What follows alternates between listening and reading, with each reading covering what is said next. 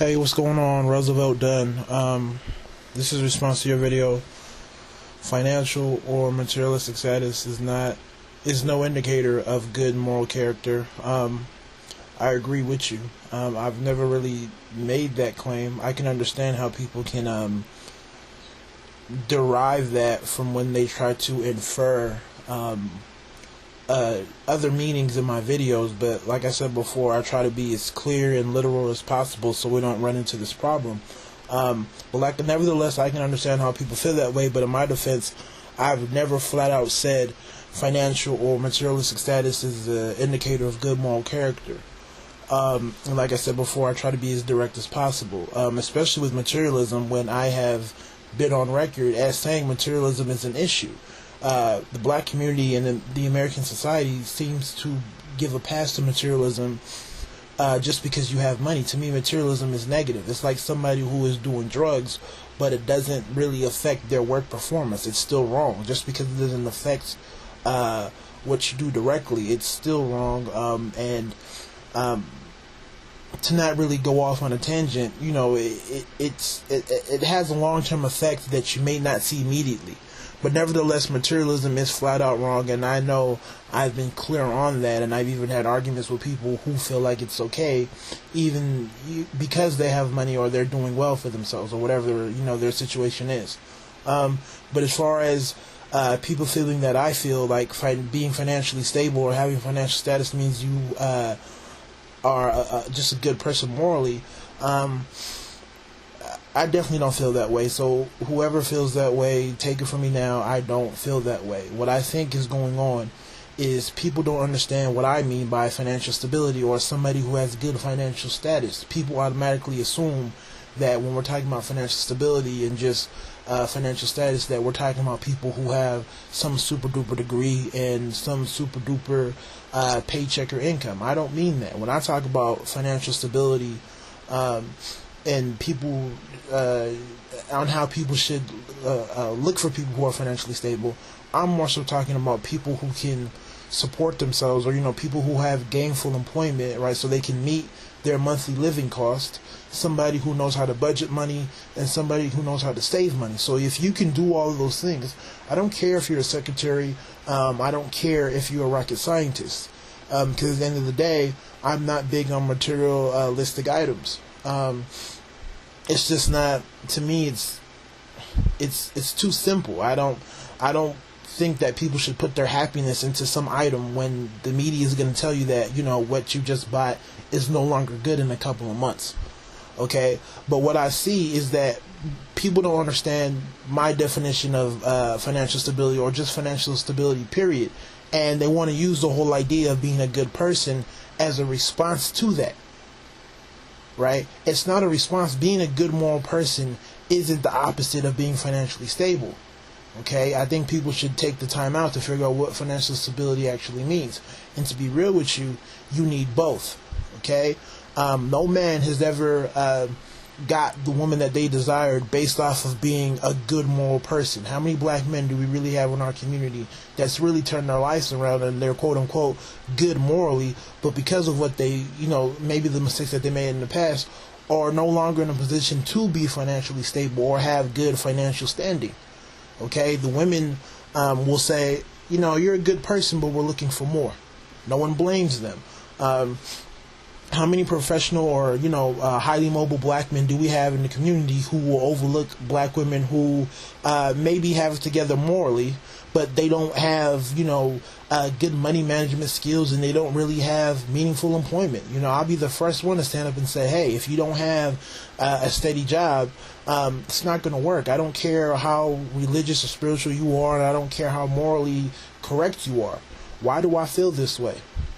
Okay, well, let's be real here. Being a good person, right, being morally correct isn't going to pay for the bills. Okay? I don't care if you're renting or you're living in a mansion. Being good morally isn't going to pay for regular cable or,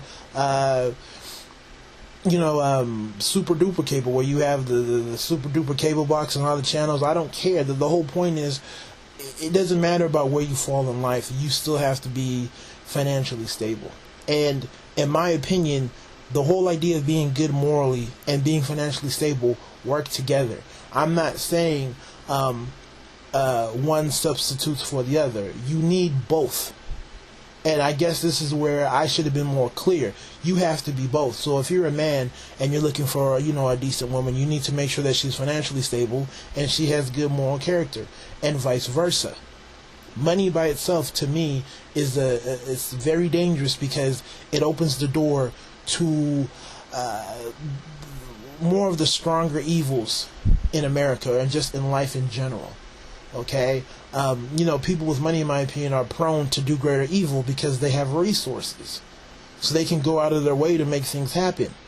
But when you're solid morally, it will control the dangers of money.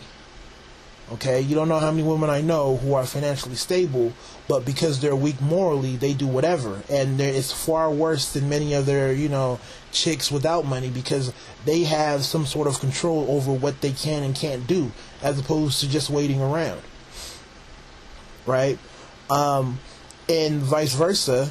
Morally, being a person of high moral character, whatever, you need some stability in your life, right? You can't be living in a world that's chaotic. You need some stability. You need some safety. You need some predictability. Now, that's going to cost you money. Living in a relatively safe environment, you're going to need money. Your kids going to good schools, you're going to need money. Having your children and yourself being able to walk out and breathe fresh air, you're going to need money. Having reliable transportation, not driving a Mercedes, but driving a car that will get you to point A to point B, you're going to need money, right?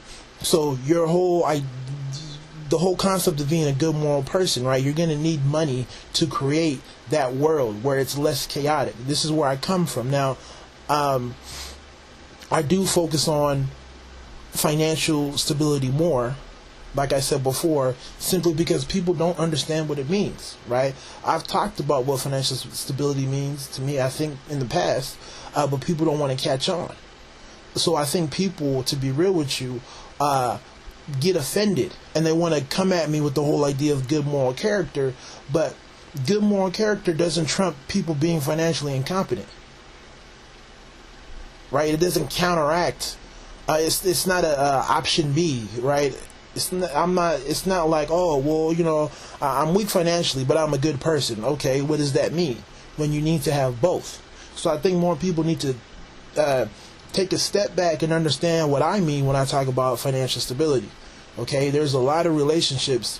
What's the number one cause of divorce, right? Money issues, right? How many people, whether they're black or whatever, are good people morally, good character, but the relationships still fail? Okay, there's plenty of black women out here who aren't necessarily dating the thug or the gangster, and some of these dudes may be good people. Okay, I went to high school with some of these dudes who were good people, but because they weren't together, they didn't understand the whole idea of financial stability. The relationships never worked out. Both ways. I've seen men get with chicks who were good people, but no financial stability, or they had poor financial status, and it never worked out. So once again, I think people will better understand where I'm coming from once they understand what I mean about, financial stability and good financial status. It really has nothing to do with what you do for a living or how much money you have. Hence the whole idea of me talking about the harmful effects of materialism. Okay, of course, people have to support themselves, and you're going to have to seek certain types of employment that will help you support yourself. But if you can meet your obligations and you know how to budget your money and control your spending, you'll be straight, right? And in order to do that, you're going to need good moral character, in my opinion. It's almost like a yin and a yang. So, I definitely understand where you're coming from. I understand how people can feel that way in terms of my video and me coming off as assuming that because you have money, you're a good person. But to be real, I've never clearly said that in my defense. And I think that's more so people trying to infer. And this is why I said I try to be as, clear as possible so we don't have these sorts of mix-ups. But I thank you for the video, and hopefully we can, move on from here. You take it easy, and of course, everybody else, you guys know the drill. God bless. Happy Thanksgiving.